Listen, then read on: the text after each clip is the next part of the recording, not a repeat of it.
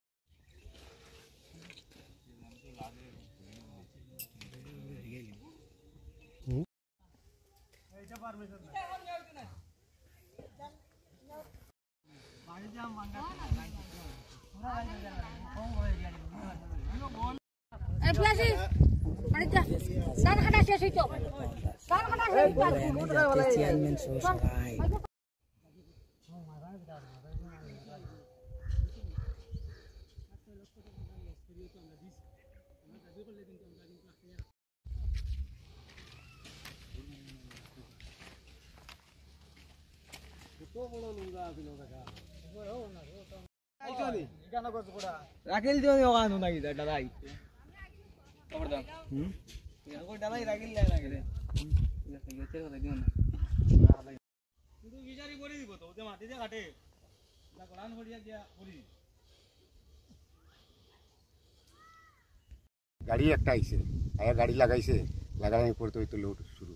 কে লাগাইছে গাড়িটা নিয়ে শুরু তো বিপুলনাথ পরে মাল লিয়া সিমেন্ট লিয়া গেছে তারপরে জিসিবি ড্রাইভার এখান থেকে উঠিয়া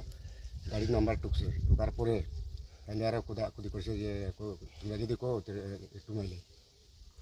মানে কাটি লিব তারপরে কেউ বাধা দিতে পারছে না না আর কেউ বাধা দিচ্ছে হ্যাঁ আমি কিছুর দায়িত্ব নাই একটু তারা কাজ করি আর কিছু না আমার একটু ভাঙা টুকা করে আমি পাশেই আপনার বাড়ি এই যে বাড়ি 16 বস্তা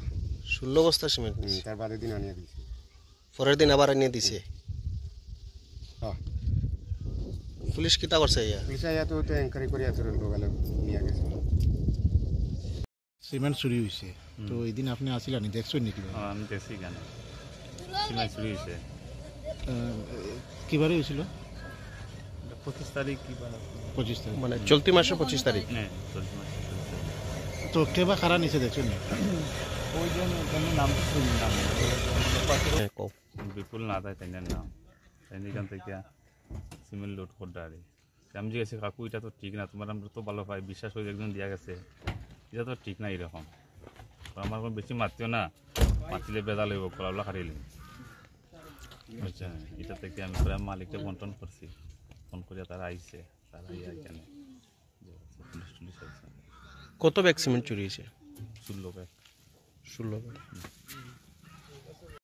রাত্রে 25 ডিসেম্বর রাত্রে এখানে চুরি হয়েছে সিমেন্ট চুরি হওয়ার পরে যে শোনা যায় আরো 3 জন লোক আছে চুরি করছে